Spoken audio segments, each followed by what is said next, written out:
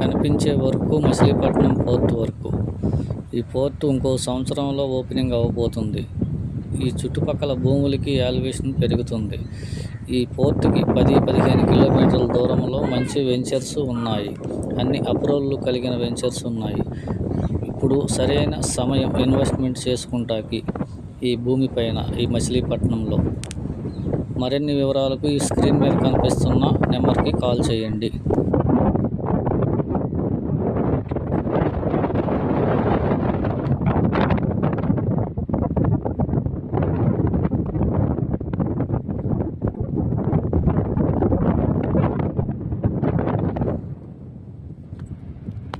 Machilipatnam port శరవేగంగా పూర్తి చేసుకుంటుంది.